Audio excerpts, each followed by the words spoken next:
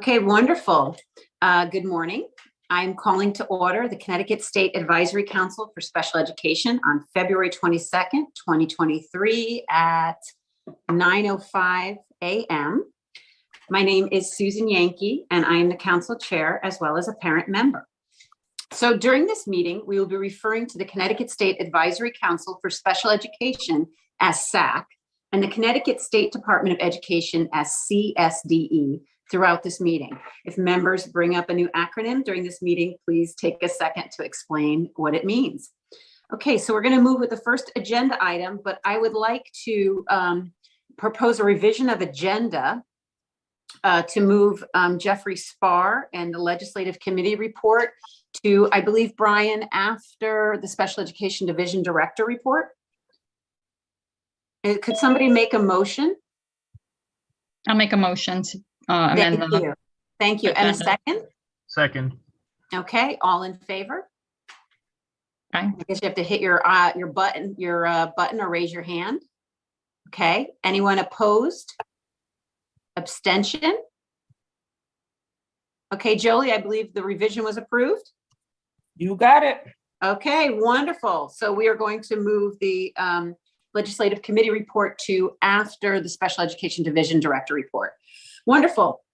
Okay, introduction and roles. So I cannot see my screen to call people's names. Is there any way I could do that? Or let's see.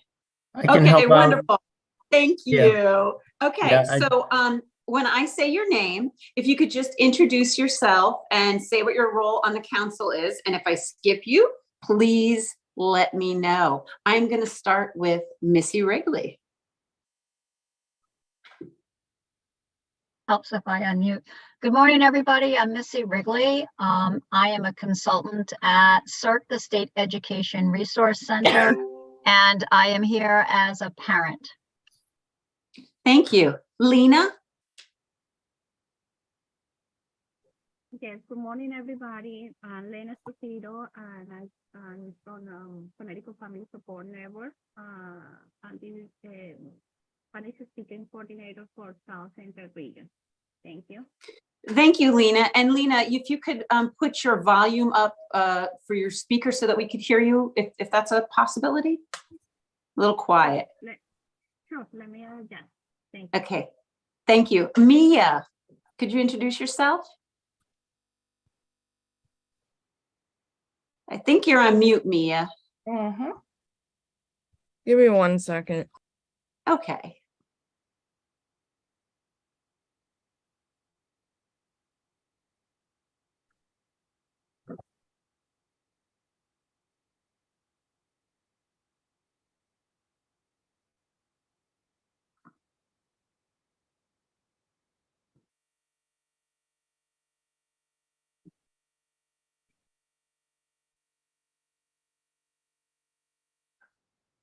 Mia, would you like us to come back to you in a minute?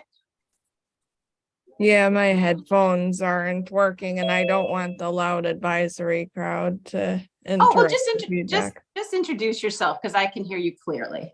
Oh, all right, then that's all right. Good morning, everyone. My name is Mia Giantonio. I'm currently a junior at Bristol Central and I am here on the SAC as a student representative. Thank you so much, Mia, for taking time out of your school day. Thomas Malillo.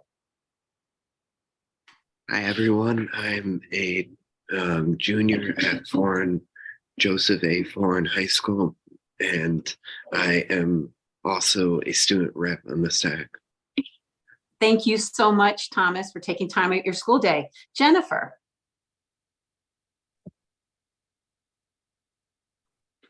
Can't hear you. I'm Jennifer Lucier, and I'm a parent stakeholder. Thank you. Kimberly Williamson.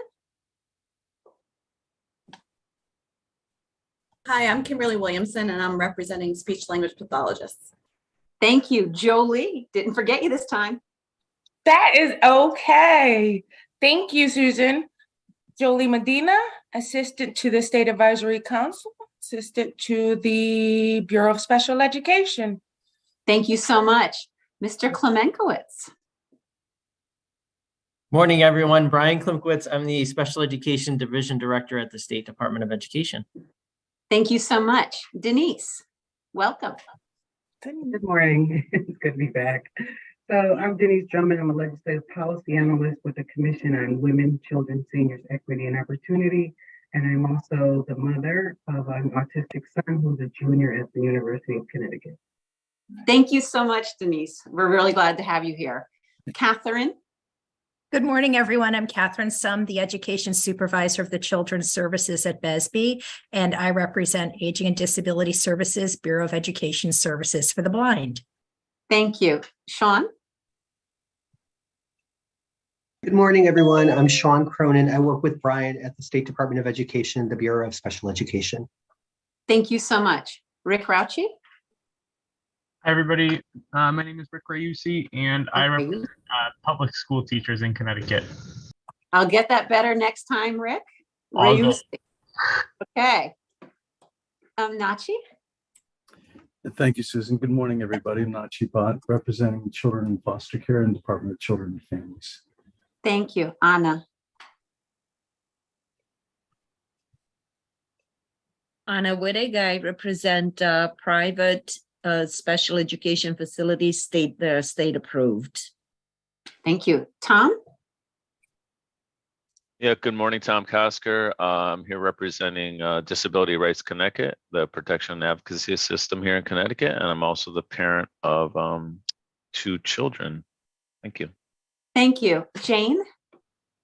Hi, everybody. I'm Jane Hampton. I'm the co-executive director of the Connecticut Parent Advocacy Center, and I represent the parents at Call Our Center. Thank you so much. Lori? Good morning, everyone. I am a parent stakeholder. My name is Lori Fortuna. Thank you. Brian Smith? Good morning, everybody. Brian Smith. I'm an assistant regional director for the Department of Developmental Services, representing DDS. Thank you. Tammy? Good. Are you able? No? Okay. Okay. So is there anybody I missed? No? Okay, wonderful. Thank you so much. All right, next, let's move on to council purpose and function.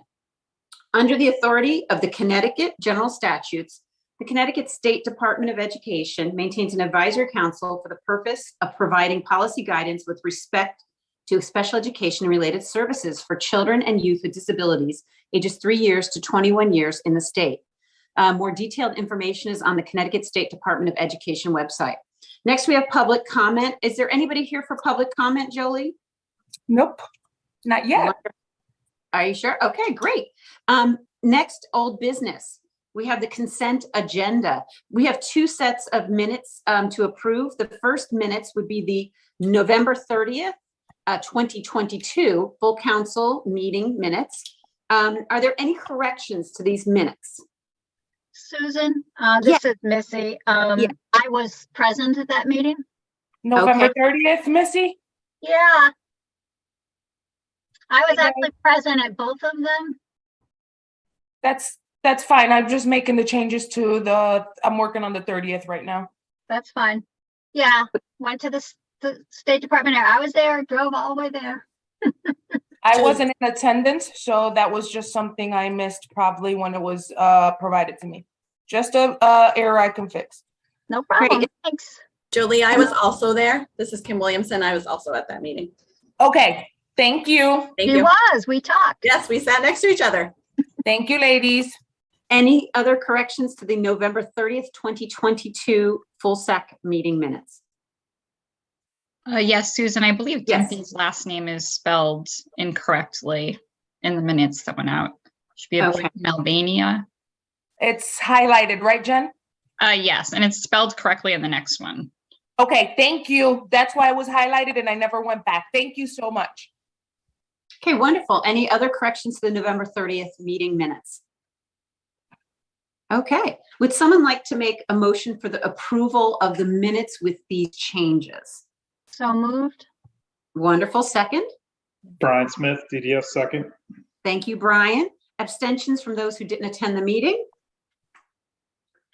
Okay, all in favor of approving the minutes for the November 30th, 2022 full SAC meeting minutes. I believe since we Can you just show us the screen for a second, Brian? So that we can see votes, if you raise your hand. Okay, Jolie, that looks like we have approved the November 30th, 2022 full SAC meeting minutes. Okay, now let's quickly go on to, we have also the January 11th, 2023 SAC full council meeting minutes need to be approved. Are there any corrections to these minutes? Missy again, I was there. I did leave early that day, but I did attend most of it. Thank you. Any other corrections? So it's last year's. Does that make sense? Yep, Instead of thank plural. you. Yep. Under executive committee? Yes. Okay, thank you, Jen. Okay, great. Any other corrections for these minutes? Okay, wonderful. Would someone like to make a motion for the approval of the January 11th, 2023 minutes with these corrections? I'll make a motion. I'll second. Thank you so much. Thank you, Rick. Thank you, Jane. Abstentions from anyone who didn't attend the meeting. Okay, all in favor of approving the minutes of the January 11th, 2023 meeting? Great, raise your hand. I believe, Jolie, that's an affirmative. So the January 11th, 2023 full council meeting minutes are now approved. Thank now you. we will move. Beg your pardon? I said thank you. Oh, okay, wonderful. Now the executive committee report. So the executive committee held an in-person meeting immediately following our January 11th full SAC meeting. The agenda is posted, and as soon as we approve the minute meetings, oh my gosh, the meeting minutes this afternoon at our next meeting, they will be posted online. At this meeting, we reviewed membership updates. We approved the student membership interest letter. Thank you so much to the wonderful membership committee for making that happen. And the annual report objectives. In addition, Nachi, Jennifer, Jeff, Catherine, and myself held an informal work group to review and clarify the language of the annual report priorities and recommendations. And in a minute, I will have our Director of Special Education, Brian Klemenkowitz, go over where we are with the annual report. But first, on February 11th, I attended the State Advisory Panel and State Interagency Coordinating Council webinar on developing and marketing an effective annual report. Could you thank you for putting up that slide? So if you will notice, and you could take a screenshot of this if you don't have this information, this has the links to these agencies and the tools that they have for the advisory panel and councils such as ours. So the webinar that I attended and others are on this website. If you're a new member of this council or a member looking for more information on special education advisory councils, this has a wealth of resources. And I would like to encourage our new members and the public to go to the SAC website, which is under the Connecticut State Department of Special Education Committees and Councils tab. And there you're going to find our past annual reports, agendas, minutes, as well as video recordings for past meetings. So if you want to catch up with what the council has been doing for the past few years. Also, if you are a new member and you're interested in being a member of a committee or have any questions about being a member of any of the committees, could you reach out to myself or Jolie? Okay, and here is my legislative session spiel. Okay, the legislative session has begun and we're looking at the proposed education bill. So please remember, we will be using one voice as a SAC in our recommendations to the General Assembly. This will come from the legislative committee to the executive committee, then the full SAC for one cohesive and clear voice. But I want to remind all the SAC members, as well as members of the public, that as private citizens, they're encouraged and able to testify during legislative hearings or in writing regarding any legislation, including special education. And now I would like to quickly turn the executive committee report over to Mr. Brian Klemenkowitz. Brian? Thank you very much, Susan. Appreciate it.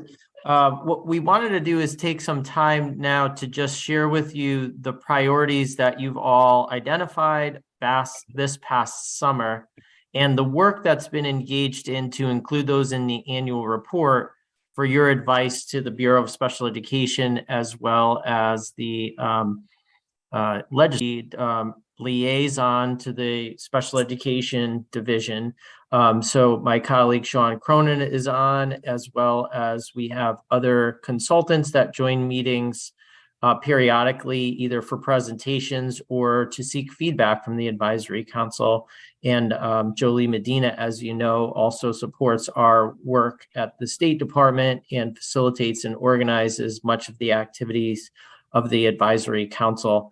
Just a real quick one, and Jen Lucier, I might need your help for this, but we talked about acronyms a little bit. So you could see at the federal level, SAP stands for advisory panels, state advisory panels.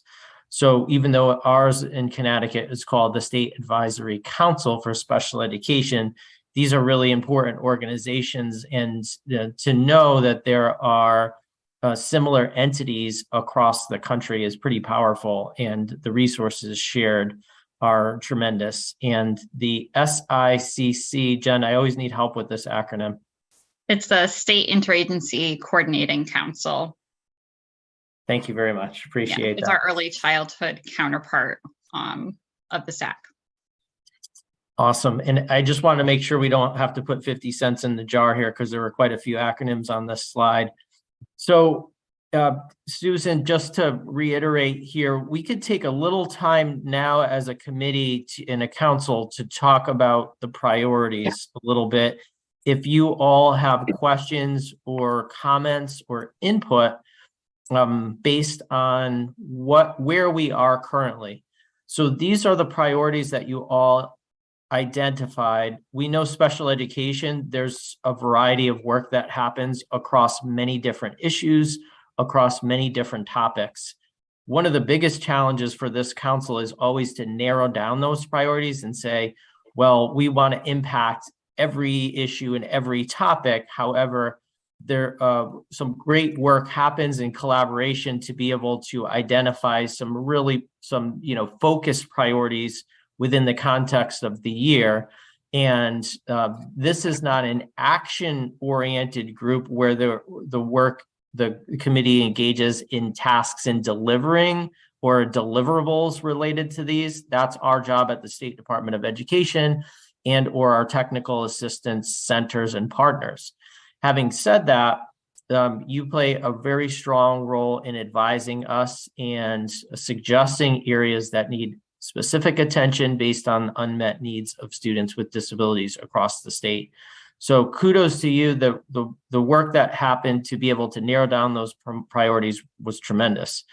It seems like a blink ago. I mean, this year has really gone quickly since July through now February. You've had the opportunity to discuss, identify issues and topics related to each of these priorities, and that resulted in recommendations for your annual report. So the next few slides just highlight those recommendations.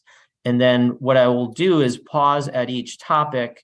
And if you have a comment, please raise your hand. If you have a question, please raise your hand. And it's an opportunity for you as a council to identify next steps. Next steps for these tasks or these issues could be additional data that the State Department or other entities provide you to inform your next round of recommendations, or it could be even subcommittees that do a particular that focus even more on particular activities within that initiative. Sounds good. So we'll move forward. This is the first, in no particular order, but the least restrictive environment. Your initial recommendations around that.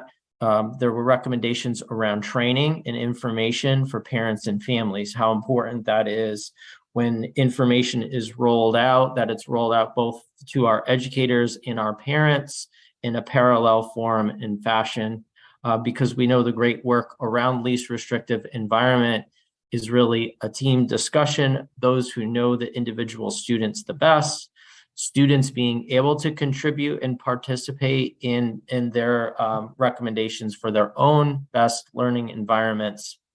So we have students included here as well, which has been a focus of this council. There were suggestions around peer supports and how the best practice strategies around peers learning from one another, our collaboration with higher education programs and leadership initiatives to ensure that those programs for aspiring educators and aspiring leaders instill a foundation and a philosophy of least restrictive environment in our schools. And finally, you can see there on the slide, there's enhancement around the MTSS system. I believe there's one more slide for LRE recommendations.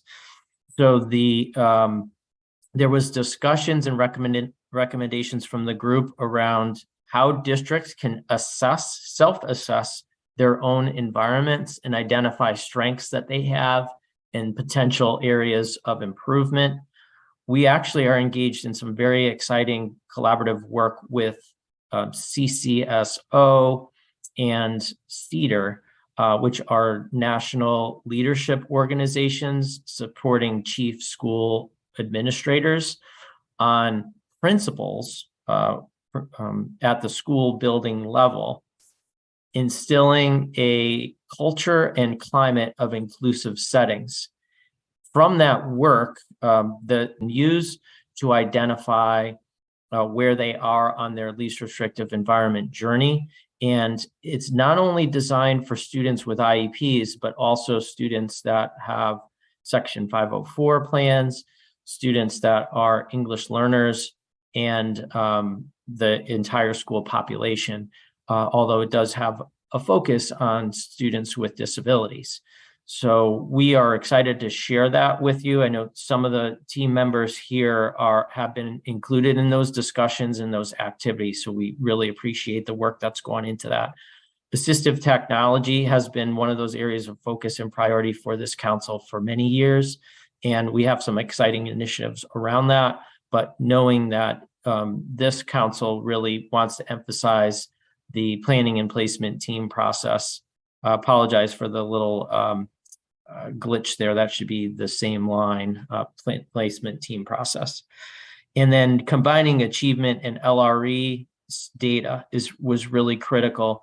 During our state performance plan rollout in our discussions with this group, it was identified that you can, but it's more effective to look at least restrictive environment data in conjunction and connection with achievement data, not just the environment alone. And the reasoning around that from our group discussions were that we didn't want a knee-jerk reaction to environments to make students more inclusive in the general education setting, for example, at the detriment of their learning.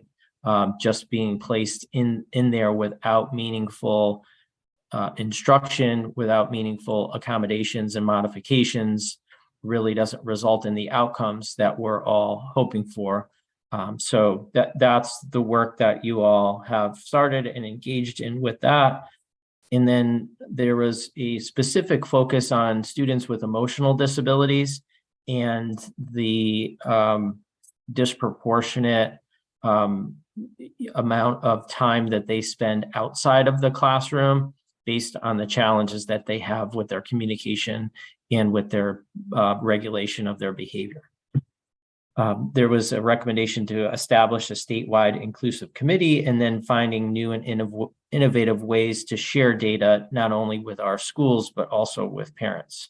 So I've been doing a lot of talking, I apologize, but just wanted to set that groundwork and framework. And I'll pause at this point to see if there are any questions, clarifications about these initial recommendations or suggestions for next steps for future meetings around least restrictive environment. And feel free to share your experiences also with your stakeholder groups.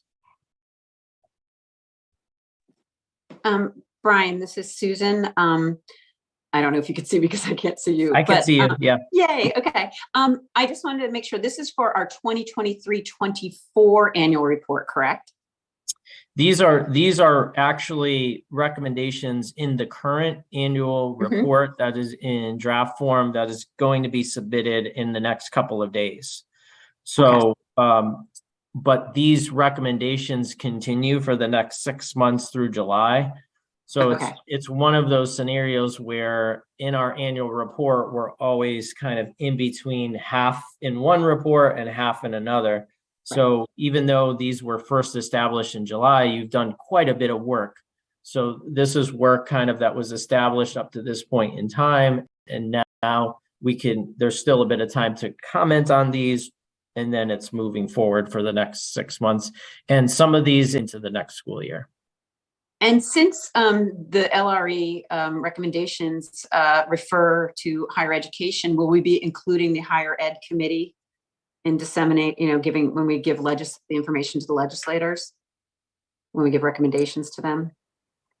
Yeah, so these go out. There's, I think, 6 different entities that we send the report to. It's not sent to a specific committee. They're sent to the larger House, Senate, I believe. Okay. State Department of Education, the state library. There's a few different entities that we're required to send these reports to. But if there are specific subcommittees that you wish to, send a specific invite or bring their attention to, there's nothing preventing the council from doing that. Okay, wonderful. Thank you. Thank you so Yeah. much. Tom Kosker. Hey, Brian, how are you? Morning. Good morning. To that point, I think, again, we've talked about this over the years as I've been involved with this for a few years, like many of you. Right now, it's like pretty much an impossible time to get anyone to listen to anything at the legislature. Like, no one's reading much right now because they're like 95% down the path of what they're doing already this year. So that's one comment. And I know we talked about getting out in the fall. Maybe we can reissue this in the fall or something like that. I know we always can, with our years and the way our years work and their years work, and our role is to get or the deals we're supposed to get out in January, February, which we do. One of them who was like, we'll read this stuff in the fall as we're prepping, then that's when we're like thinking about legislative, bills and things and like drafting them as in the fall. So maybe we can take this, because there's a lot of great stuff here. I mean, this is wonderful stuff that we can reissue it again in the fall or something and get it in front of them at a time at which right now they're just reacting to, meetings and public hearings and, the education committee, they're narrowing down their list in the next couple of weeks on the bills that are already written. Like they're narrowing that down right now. They're not. So anyway, that was one point I wanted to make and just kind of reiterate something we talked about in the past. The second point is that certainly the education committee and the chairs and co-chairs of that are one audience that should get this, I think, clearly. And we know who those folks are. And Robin sits on that committee, though she's not a chair. And then maybe even the children's committee as well, which we've interacted with Liz Linehan in the past. I know she's one of the co-chairs of the children's committee, and I'm sure she'd be open to getting this. So maybe there's some direct, because I know the ones we send it to, Brian, because I was part of that in the past as well. It's kind of like I don't know what the proper term is, but it's like the president pro tem of the Senate office or some weird thing like that. Whatever the heck it is, it's that kind of like big dog kind of office that gets like a million things. So they get it. But if we can direct it to education committee, certainly, and those chairs, and even the whole committee, you know what I mean? Like would be fine. And again, explaining who we are and all that stuff. All right, I'll shut up, but that's all. Thanks. Thanks for that input and those comments, Tom. And just a couple of things, Susan, for the executive committee to consider, as well as the full council, is that during the last meeting, we talked about putting together a one-page infographic around the priorities. And that's something too, to Tom's point, that this could be resubmitted in the fall without too much work, because a lot of great work has gone into this. So we don't have to start all over from scratch, starting in the, moving forward. We can take components of this, refine it a bit, and send it in a condensed format to the legislature. So so that it grabs their attention. Brian, actually, the way that you have it right now is so easy to read and very eye-catching. Mhm. Yeah, it's different than the 20 or so page report that we have with the annual report, but it's there's benefit to having both, I think. So we can talk about that and further polish and frame this out for you all, and then individualize it, share it with individuals, share it with stakeholders that you know and know would be influential in supporting these recommendations in the future. Other questions or comments from any of the members around least restrictive environment, either of the previous two slides, or suggestions for Missy? I just put in the chat about step by step.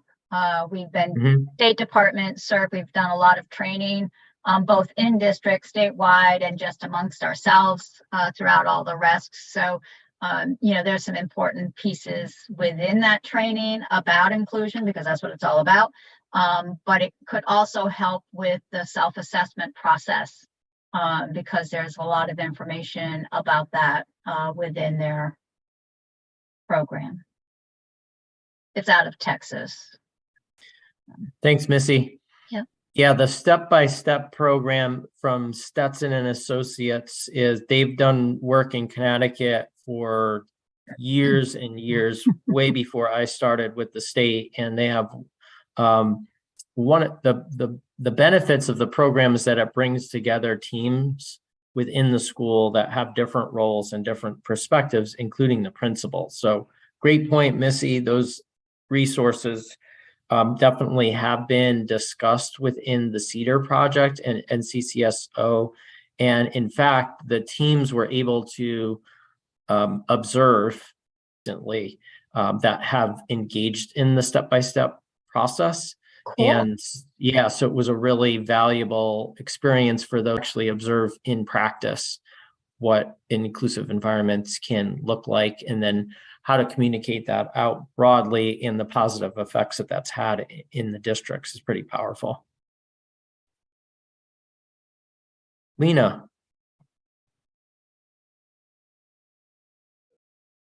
Yes, Brian. Are we going to have some training for seclusion and reclusion?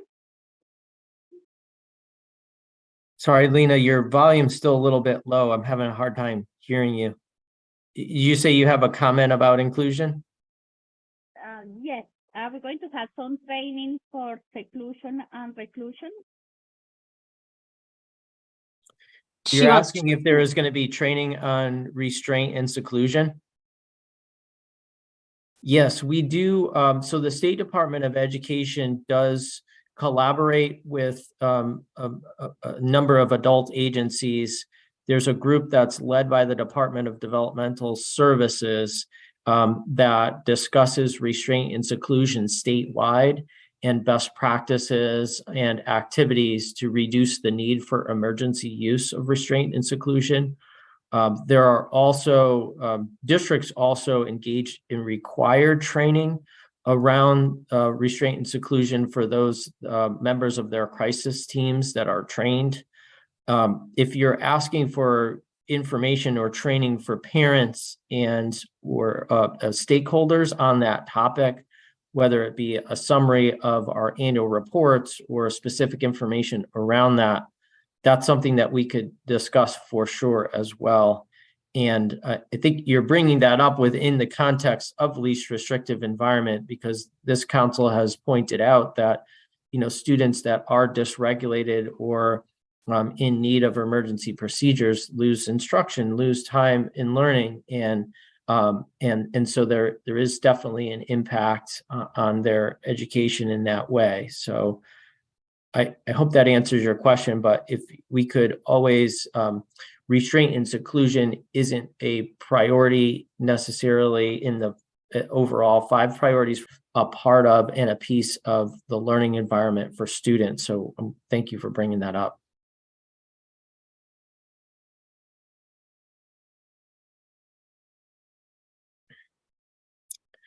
All right, for the sake of time, I'll go ahead and move to the next priority, but please feel free to raise your hand, jump in at any point in time.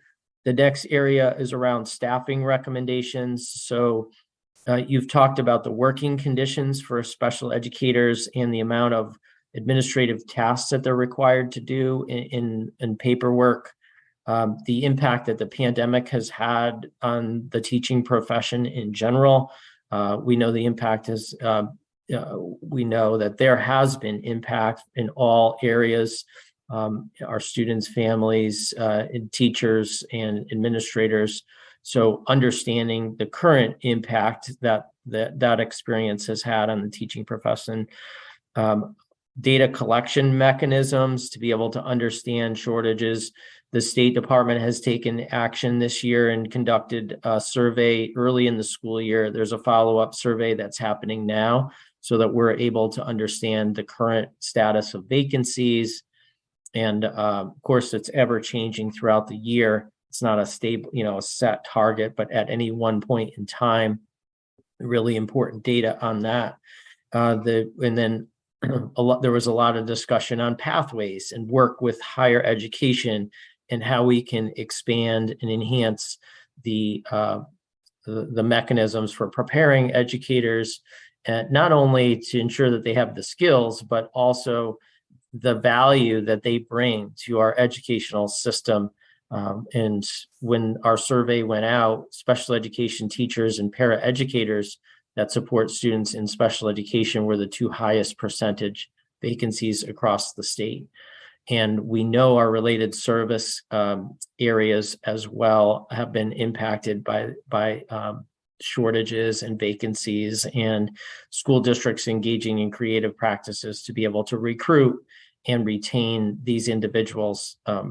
So there's coordinated efforts around that. You've identified some incentive programs, talked about tuition assistance, looking at how we're getting a diverse staff, a diversity in our teacher pool, administrative pool, and there's some really good work happening, but we know there's a lot of work moving forward.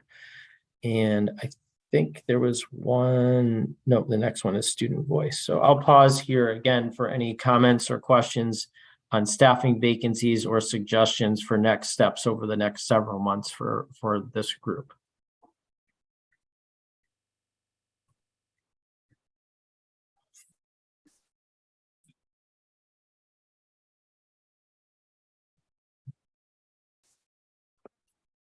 All right, seeing none, I'm monitoring my wait time here, so let me know how I'm doing. I'll move on to the next one here. Again, feel free to jump in. Student voice in education. We talk about the council's commitment to students and ensuring that we hear directly from students. They've been engaged and advising us in all of our work and activities, including our new IEP document.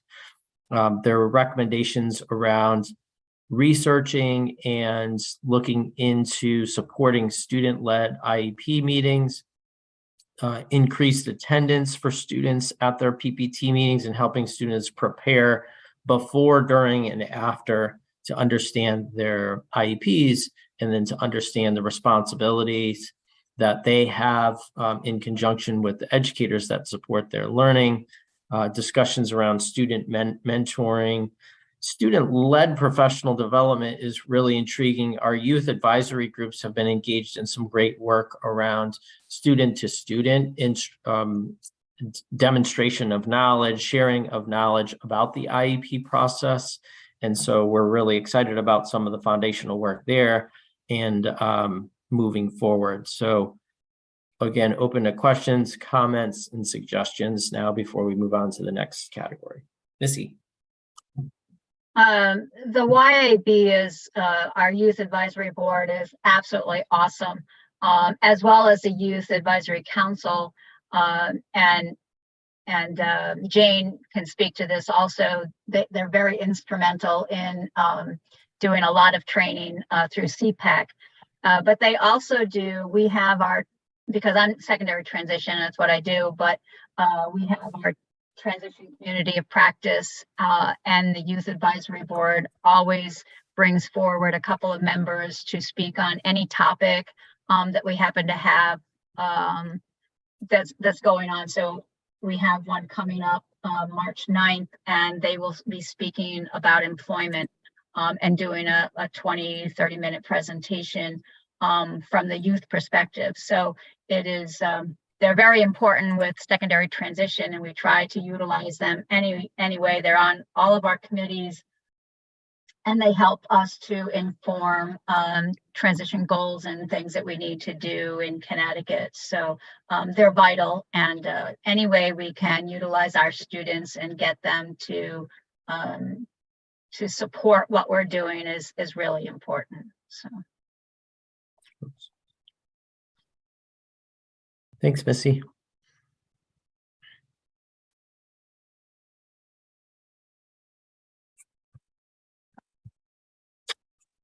Very good. Moving through the recommendations. These are your recommendations around social, emotional, and mental health and the crossover with special education. And so you can see here some of the creative suggestions around this work and what the council's initial recommendations were. This has been a topic that's been brought to the forefront in this council previously in previous annual reviews as well. There's some great work happening at the school level around language and ensuring that parents understand the processes, students understand the processes, exploring possibilities to align structures within the SPP APR. We'll get into that in a little bit more depth a little bit later around our 17 indicators and exclusionary practices that are often result as an outcome of some of the behaviors for students. Sorry, didn't mean to advance that across the state. So these are just three very general sort of topics that cross over with social emotional learning. We've had some wonderful presentations in the past around this, especially around screeners for students, not only students with disabilities, but all students to assess their level of need. And we've heard, input from you all and stakeholders in a variety of formats that our younger students are really having challenges regulating their behavior in schools at a younger level. I know we talked about in our 2 meetings ago about even the referrals for out-of-district placements, which Anna brought up as a representative of CAPCEF, and just not over the years how we haven't really experienced that level of need to the extent that it is currently for our youngest students. Susan, I see your hand, and Jane as well. Yes, in one of our executive committee meetings, we discussed adding safety to the social emotional recommendations. So that would be for students with disabilities in school emergencies, and that would cover everything from ensuring everyone has a specific emergency plan related to their disability, and with having the right technology when they are making improvements to schools and building new schools for students with disabilities.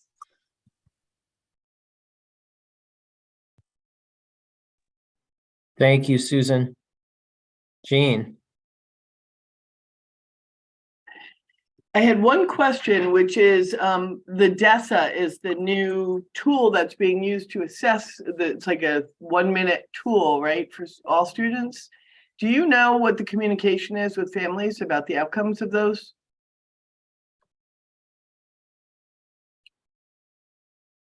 So yeah, I'm not sure it's a minute, but it is a brief assessment. It's supposed to be very quick. Yeah, maybe it's not a minute, but yeah, I know it's short. It's short. On one record, I saw the DESA listed with MTSS data, but I'm wondering how parents are learning how their child is doing or what the outcome of that assessment is. Yeah, I think that would be a question for our schools. I mean, I don't have any information to share on that specifically, Jane, but I can check in with our student services to see at the state level if there's any information. I know that, and how that data or how those processes are shared. I just don't have any feedback for you. So I would recommend that we make a recommendation that that information that's a form of communication between the school and the family about make sure they're on the same page about that child's outcome from the DESA. And then the other thing I think that we have talked about that isn't represented here is, I personally believe, and I know we've talked about it, that districts need more information on different ways to deal with the way kids demonstrate their social emotional dysregulation. That we need to really help them understand the multitude of ways there are to help a student, because people seem to be focused in just a couple of different ways to resolve challenges. So more is better. Thanks, Jane. So I have the two additional suggestions for recommendations in this area. One around the safety school plans, as you mentioned, emergency plans, Susan, and then the sharing of information around the DESA, those processes and the information with parents through that process. And then Jane, I know you just talked about the differentiated ways or additional strategies and suggestions for addressing dysregulation that the students demonstrate, which falls, I would say, under the third bullet there. I agree. Replace with therapeutic supports and services, but I think we need to expand that, identify that. Yeah, we need more varieties of those supports and services. Thanks, Jane. Brian? It's more of a question, not too technical. The first bullet on this slide, the way I'm reading that, it almost creates two bullets, working with districts to connect with families regarding language barriers, and then a second one, provide classroom teachers with additional help.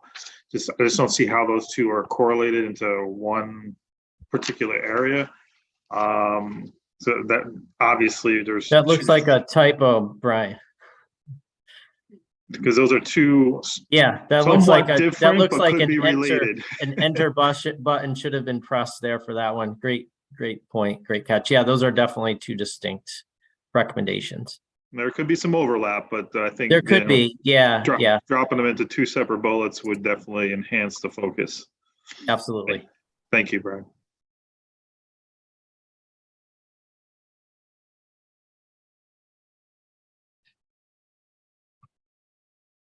Not seeing other hands, so we'll go ahead and move on to equitable outcomes was specified. We know equity of services and is a foundation of all of the priorities. However, there were a couple of areas that the council wanted to highlight under this category around access for our youngest students in universal pre-K, as well as the I would say it's been annual since I've been on the council, but the recommendation to ensure that the burden of proof remained with the school districts during due process complaints. All right, and our post-secondary outcome recommendations. So I did hear from my professional organization, which is called the National Association of School Administrators of Special Education. I know that's a mouthful, but so NASD, the early activity on the federal level in special education is around secondary transition. Also, Parents' Bill of Rights with regard to there's some proposed legislation in both the House and the Senate, and then dyslexia as well has there's been some activity and some discussions around those three topics. I'm not saying that's all, but that's what we've heard from at sort of an early stage with regard to special education at the federal level.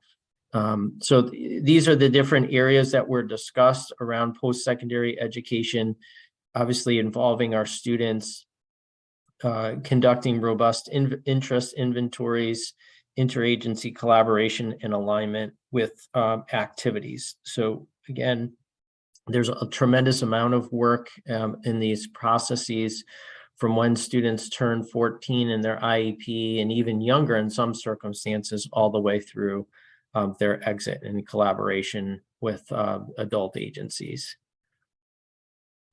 Okay, so that's the summary. I know we Wait, took a little bit of extra time for that. Go ahead, Susan. Sorry, I just have a quick. So with the increased interagency collaboration, with the amount of students that are on IEPs has increased exponentially. Am I correct during COVID? So our prevalence rates have been on the steady rise since 2008. But we didn't see necessarily like a spike in COVID up. It's been a slow climb over the past several years since the Institute of SRBI, Scientific Research-Based Interventions, in 2008, 2009.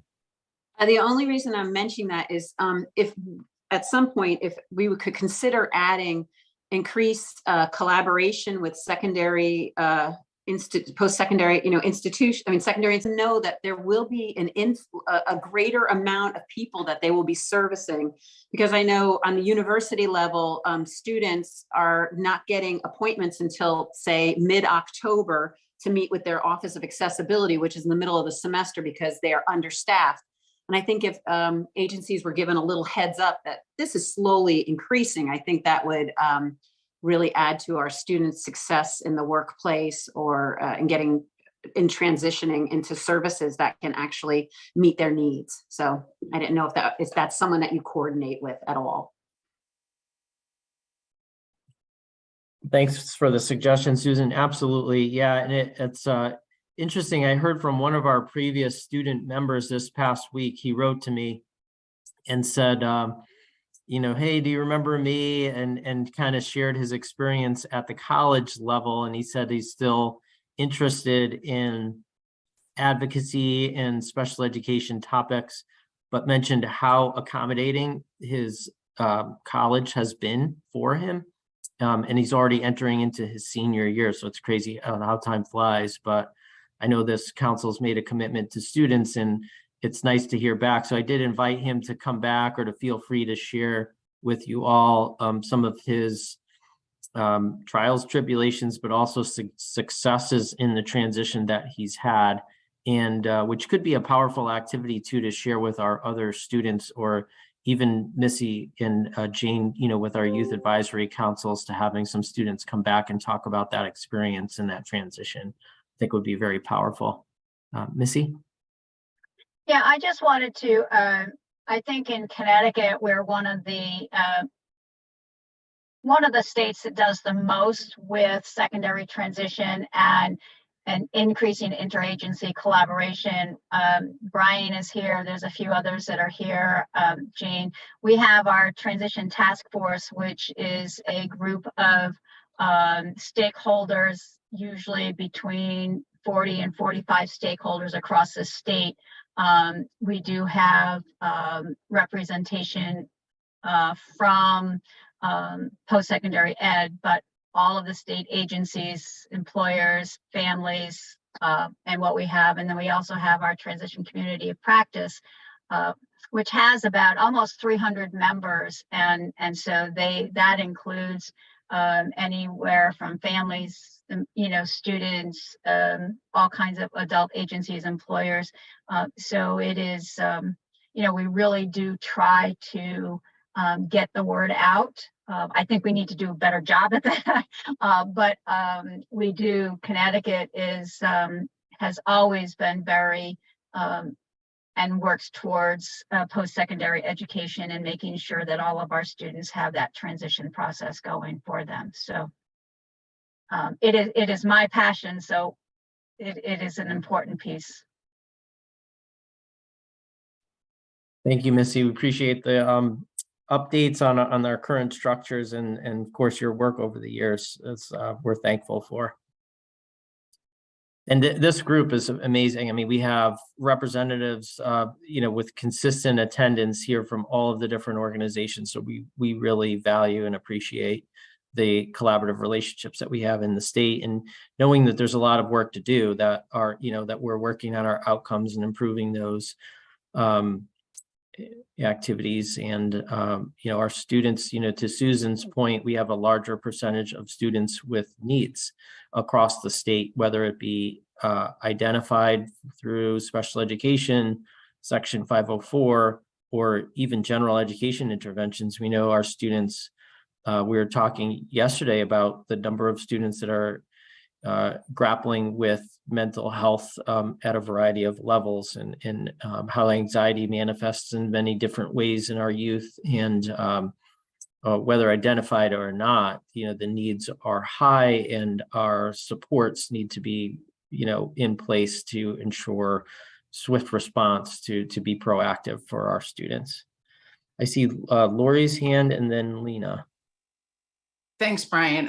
So I guess my question would be, have we ever thought about doing, whether it's training or offering kind of a roadmap, if you will, of resources for parents that have special needs kiddos? Because ultimately, I'm finding that I actually stumble upon stuff by talking to other parents that are 2 steps ahead of me. However, there's been a couple times along the way that I've missed that, and I know other parents have missed that. And unfortunately, depending on the situation, parents aren't always in a good scenario where, their teachers or whoever may be providing that information, especially when it comes to prepping them for secondary, after post graduation. An example, I talked to a parent the other day whose child really wanted to be an EMT, and he couldn't get past taking the exam.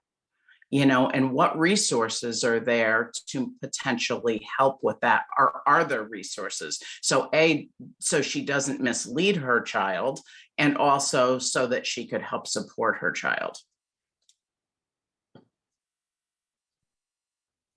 Thank you, Lori.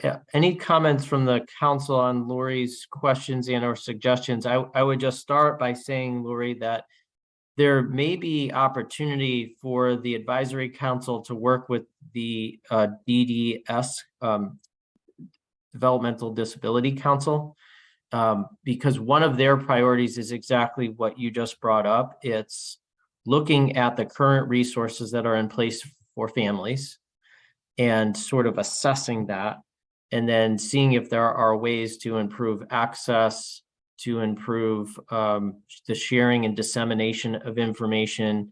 And I think the word you used was like a roadmap.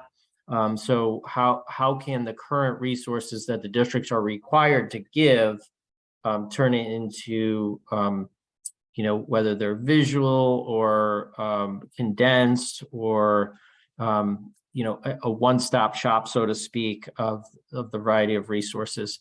Now, I'm not saying that work hasn't happened to some extent in different pockets, whether it be, a specific agency or the school districts themselves. But it is work that they are engaged in, and perhaps our efforts can kind of connect and coordinate to see if we could improve that issue. That would be great. Thank you. Lena?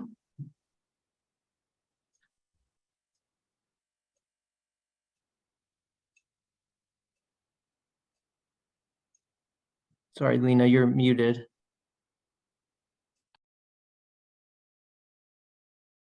There we go. Oh, I think it hit again. It might have been the mute button was a little sensitive there. Yeah, sorry. Then there you go. Talking about mental health illness, and then checking at the data from 2020 that is in the Department of Mental Health in Connecticut. Then they were showing that there were a lot of children starting for almost like a year to get hospitalized for mental health issues. Then my question is that we want to prevent, these children to get, getting seized in these behaviors and start getting shown incarcerated. Then can we put additional treatments, additional transition, just like to avoid these cycles that we have, the young people going into this system back and forth and back and forth. Thank you.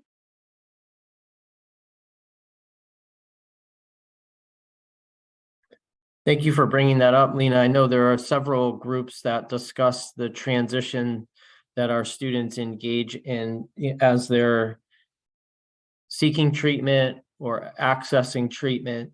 And most recently, our schools have reached out to ask if there are ways that we could improve communications between the public school or the approved private special education program and those clinical settings, those treatment settings that are designed to work with students for a temporary period with the goal of returning that student back to their previous educational facility. So very important topic, very complex and individualized based on the circumstances of the student's experience. But I'm wondering, Susan, if that's something that the executive committee can discuss and kind of fold in, because I think it does fall under probably not post-secondary outcomes, but definitely under the social emotional needs and how the overlap with special education occurs for our students. Yes, definitely. We can put that in our agenda. Welcome, Jeff. Your hand is raised. Yes. Next in line. Thank you so much. Thanks for your patience. And I had to drop my son off at Ability Beyond, which is he's getting some pre-employment training through BRS. So thanks to everybody. And it kind of leads me to my next point. We were talking about the roadmap for assistance through the school system. Also, it would be beneficial if there could be a roadmap for assistance as the child is transitioning. I know that we're for education, and so it'll stop when the child reaches age 22. But there is a period of time before they're leaving the school system when they could get a lot of different assistance. And I have to tell you, it's just fraught with uncertainty as far as what paths to take. I consider myself to be a fairly studious person, and I have a really difficult time, even as an English language speaker, to try to figure a lot of this stuff out. It would be nice if there would be some sort of central agency or hub that a person could go to and then have somebody kind of be like their coach and direct them. Just for example, without going into too much detail, I had found out kind of by chance. I know that it was mentioned that, you just overhear parents talking about. I had found out by chance, somebody said, oh, you got to apply for the autism waiver list. Okay, I didn't know what that was. I applied. My son's been on it since 2013. We're nowhere near getting to it, I think. Well, maybe getting closer. But anyhow, I applied. That was just mentioned to me in passing. I also had heard from somebody, oh, you have to apply for SSI to get him services. Okay. And then I was applying for Social Security for myself. And then somebody said, well, your son can go on to the disabled adult child program and his income would increase. And then you try to factor that in with the SNAP program and all these other different things and the different monetary limits and income limits. And it's just, it's very daunting. There's a guy by the name of Michael Beloff. I will tell everybody here, he has a company called Belvedere Wealth Management. And he puts on these free webinars. He's having one coming up on February 28th through the Kennedy Collection. And he's just amazing as far as knowing all this stuff. And he's really helpful. But so the long and short of it is, I think also if we're going to be doing some kind of roadmap, I'd like to have that roadmap become an atlas and include transitional services.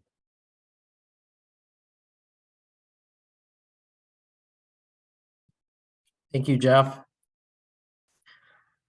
Appreciate it. So we have definitely some things to share with the executive committee on additional. Oh, sorry, Lori, is your hand up for comment, or is that from previous? That was from previous. My Just wanted to apologies. check. No problems at all. So thank you, Susan. This was great. I think it was really valuable to get insights and input from the council on the 5 priorities. Like you said, kind of where we are Recording at this stopped. point, and then how we are moving forward. So as far as the agenda on timeline, we're just past 10 o'clock, and we have another 20 minutes or so.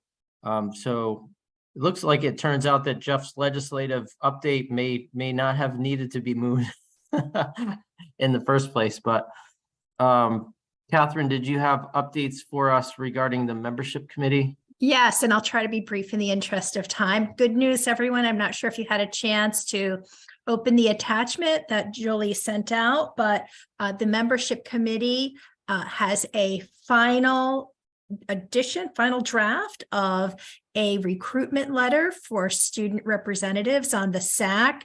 So I want to thank everyone who participated in this process, and especially Brian and Jolie. We couldn't have done it without them. So if you haven't had a chance to read it, please read it. And most importantly, utilize that letter in your efforts to recruit student members to the SAC. We're so fortunate to have Mia and Thomas as members, but we still have, I believe it's 2 vacancies for students. So we would love to fill them. And if you have read the letter, do you have any questions or comments that you'd like to share at this time? I didn't know if you were going to tag me in a little later. Oh, feel free to share, Mia. We'd love to hear it. So, first of all, thank you, Jolie, for letting me introduce the SAC student recruitment flyer. This lists out all of the options and flexibility for students to be able to attend. As we know, it can be very difficult during the school year, and providing a lot of options and flexibility should be able to address their concerns. I might suggest also adding some information about how their time on this committee can be used to meet some of their graduation service hour requirements. And it is perfectly fine to attend part of a council meeting or even miss a meeting due to extracurricular events, sports, or anything else. And members are also permitted to attend via phone or Zoom.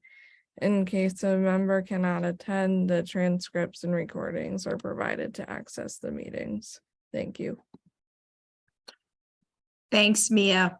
Yeah, those are all really important points to highlight because I know how busy high school students are.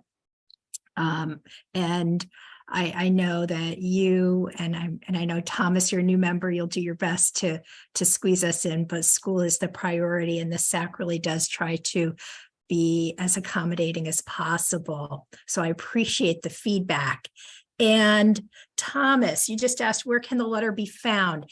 If you did not receive a copy, I will make sure that either I or Jolie send a copy to you. And then Brian or Jolie, will the letter be posted on the SDE website somewhere in case someone would like to access it? Absolutely, Catherine, we can do that. And I also shared the letter with our special education state directors last week as well to disseminate within their districts. Great. Thank you so much. So thank you. So if there aren't any other questions or comments, I will pass the torch over to the next speaker.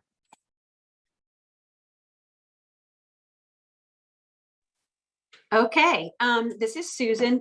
Do we have to officially move Jeffrey back to his position? Jeffrey, we moved you while you. Okay, good. I think we're okay.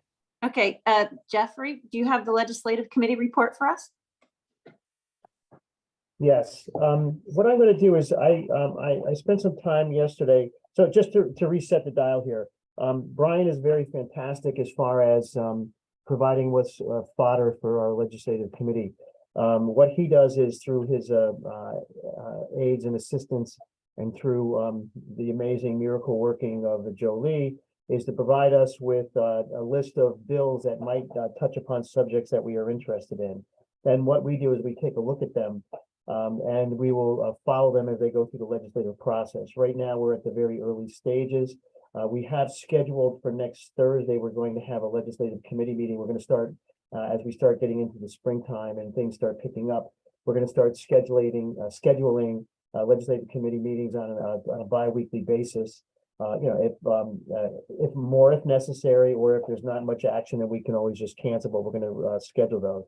So what I did was I took a lot of the stuff that Brian had highlighted, and I kind of like cut and paste and put together a list. And rather than going through the list, I will highlight some of them. Rather than going through the list, I had sent it, and I know that I did it at a late hour yesterday, and I know that we didn't want to overwhelm everybody with too many things. So what I can do is if we can get it sent to everybody, and they can take a look to see the ones that are pending that are of interest to us. So one of the things as interesting is when I was going through all the different bills, I was amazed by all the different bills that touched upon funding for the special education, and in particular, something which is called the excess cost grant formula. And that was something that, many of us would scratch our heads with about. And basically, what that is Brian, is it okay for me to just give a brief synopsis of what the excess cost grant is? I don't want to presume too much. Sure. Okay, so and I'll be really quick. I'm a fast talker. I'm an attorney, so I can go. I'm kind of one of the people that's at the end of a commercial that talks about how the health impairs you using their medicine. So one of the things is schools get some funding from the state of Connecticut if they spend so much more than the amount they spend on special education. It's 4.5 times. So for example, if you spend $100 on somebody, if you have like the standard amount of what the kids in your the students in your district get, if you spend on a child 4.5 times that, then the state is supposed to kick in the difference. However, that's never been fully funded, so the states never have enough money to. The districts never get the full allotment of what they have. So what they did is, as I said, the basic contribution amount is about 4.5 times, but at present, the state has only been funding about 68% of the cost. So that means for every dollar above what you're spending past the 4.5, you're only getting 68 cents. So what they wanted to do was, over the pandemic, though, there was a decrease in requests. So now the funding was about up to 80% of that. So that was pretty good. What they wanted to do was they had created in the last legislative session, they created a new formula. And what they were saying is, if you get to a situation where we need to spread out the money to the cities, why don't we do this? Rather than everybody getting the same 68%, what we're going to do is we're going to create a tier system depending on the wealth of your district. So what they said was, if you're a district that's in the lower wealth, and what they did is they took the whole 169 communities and they ranked them from top to bottom. Instead of starting at the bottom, they went up. And so for numbers 115 through 169, those were considered to be in the lowest wealth bracket, or the first tier. If you're in that tier, the plan was to reimburse you at 76.25% of this excess cost. The middle tier was going to get 73.25. The lower tier was to get 70%. Unfortunately, what happened was, using up all the money using that cap, there wasn't enough. So what they have to do is, they were saying, well, that was in the calculation, but because there was less requests that came in over the pandemic, there was actually a little bit of a surplus. So then the question became, how do we distribute that surplus using the new formula? So in other words, with less requests coming in, whereas before districts were getting funded at 68%, they were entitled to get 80%. But when they put the tier system in, it had the negative consequence of people getting less than if they were getting the 80%, just sheer chance of the pandemic hitting in relation to the legislation going in. So now there's a little bit extra, okay? So the question is, what do they do with that extra amount? And they have to come up with a formula. And that's one thing that we're going to have to follow. And I'd ask Brian's assistance on that. And what's the importance about that? What's the importance if you have the extra? Well, the extra is you have a little bit of extra coin that you could use in your pocket. Would be nice. There is a problem, however, as you know, under the federal law, the IDEA, you cannot reduce the spending. So if in fact there's a reduction in the spending, that would be a violation of the IDEA. So there was a great article that I read about this, and it says, so how can this be addressed? And I'll just read to you what they say. Given the statutory schedule of excess cost grant payments, a special legislative session is not necessary to rectify the potential for reduced reimbursements to municipalities. Since the first payment is made by the state to districts no later than February 28th, the General Assembly has time during the 2023 legislative session to modify this language prior to districts receiving the projected reduced state support for excess grants. So what you'll see is in this thing that I'll send to you all, I grouped together all the various excess cost grant legislation that's being proposed. So it looks like they're on top of it. And so we'll keep an eye on that. Some things of note, I will just say, just quickly again, within Senate Bill number 2, is an act concerning the mental, physical, and emotional wellness of children. But also hidden within that bill, not hidden on purpose, but boy, this was like a monster bill. Also, they're recognizing for service workers that you can use a sick day for a mental health wellness day. In other words, you don't have to have a doctor's note saying I have a cough or something like that. And that's because of burnout. So it's hoped then that this is going to reduce burnout. So that's a good, that's a good thing. There was another bill, Senate Bill number 128, without going too much into the details, but that's got a section in there that's targeting, that contains language that's targeted to ensuring that the educational goals of Sheff versus O'Neill are satisfied. I won't go into the Sheff versus O'Neill, but I can, when you get this thing from me, you'll see a little bit about what the Sheff versus O'Neill is about. Another thing is Senate Bill number 798 wants to create a task force to study the effectiveness of dyslexia education statutes and make recommendations on improvements and accountability measures. So the stated purpose of that bill is to study the efficacy of recent dyslexia education legislation. So I think that's a positive. Another thing which should be of interest is it contains a proposal to establish a neutral state panel for special education. Let me tell you what that is. This proposal would be to create this neutral state panel to be created, quote, for making decisions concerning special education placements and determination, and quote, to eliminate the requirement that either a parent or guardian or a local or regional board of education satisfy a burden of proof for such placements or determinations. I'm not sure how that would work. It would seem that one side or the other would have a burden of proof, but they're thinking about creating this neutral panel. I don't know how far that would go if they would be then taking it out of the local thing. You would think that local knows better. As I said, there's all the excess grant legislation that's going on. And there's also, I don't know if this is a competitor to us, but there's a House Bill 6332. And one of the proposals is that they want to amend the general statutes to establish a special education advisory council. But the wrinkle is that that's to be comprised of special education teachers to advise the Department of Education and the State Board of Education on issues related to special education teacher attrition and ideas for retention. So that seems to be not so much for the academics, but to retain the special education workforce. So that's a very good idea, I think, too. And then a little bit outside, I wanted to call the attention to, there's a bill which is 5001, and 5001, which isn't, and I'm following on that. It's one of the co-sponsors is Lucy Dathan, who happens to be a Norwalk rep, and I know her, so I'll be in touch with her. This is entitled An Act Concerning Resources and support services for persons with intellectual disabilities. And what they want to do is they want to amend the statutes to ensure persons with intellectual disabilities receive support and services by one, ameliorating wait lists for Medicaid waiver programs, and two, implementing policies designed to maximize federal and state resources.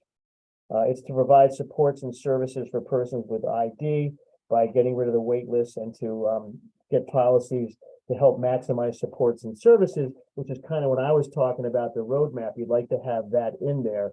There was a vote taken on January 19th through the Human Services Committee, and they wanted to have a draft made. So what happens is you'll see in all this legislation, a lot of this pie in the sky stuff comes out saying, I want to make sure that special education is properly funded. That might just be a bill, something like that. Then what they have to do is they have to send it to a committee, and what they'll do more specifics. So that one's going out. So we're going to be keeping an eye on all of this stuff. We'll report out on this, and I just want to let you know that's where we are. Hope that wasn't too much. No, thank you, Jeffrey. And I believe we have a meeting set for the Legislative Committee, March 2nd at 11? Yes, that's what I said, next Thursday. Yep. Okay, wonderful. Brian, did you want to just do a minute or two on the Dispute Resolution Ad Hoc Committee?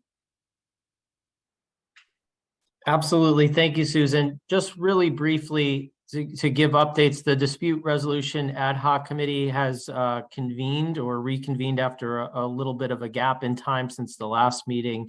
So appreciate the efforts of that group.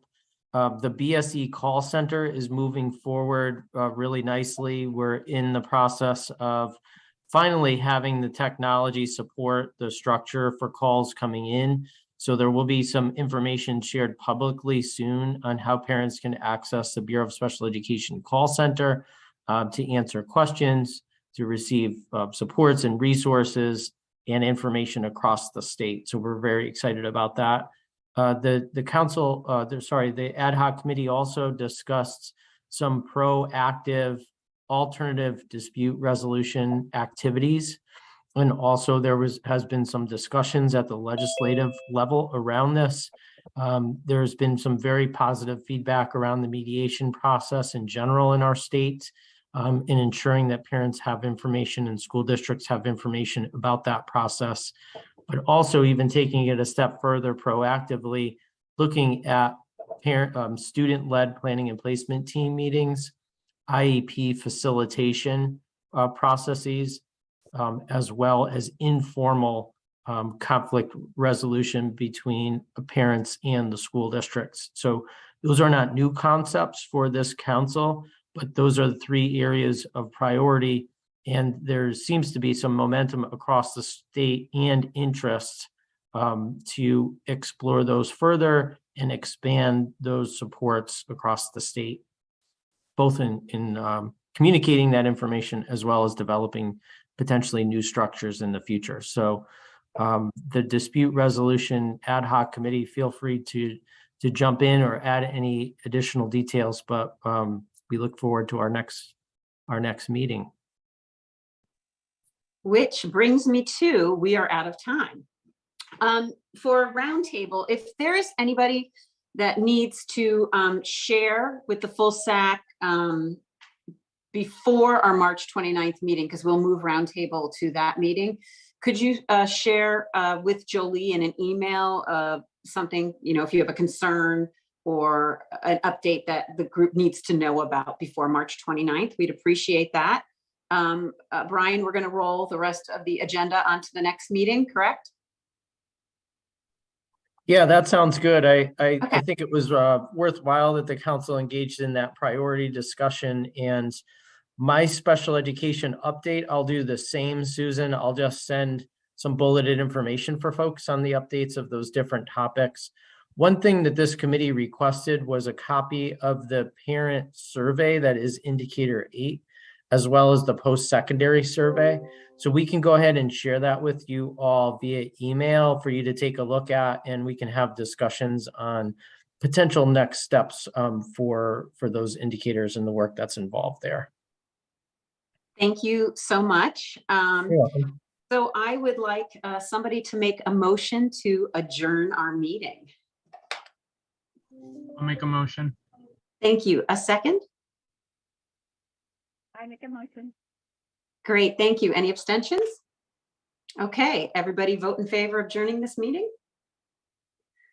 Wonderful. So we're adjourning the meeting at 10:30 a.m. on the dot. I want to say thank you to everybody and especially our students for taking this valuable time out of your day. Thank you so much. See everybody soon. Thank you.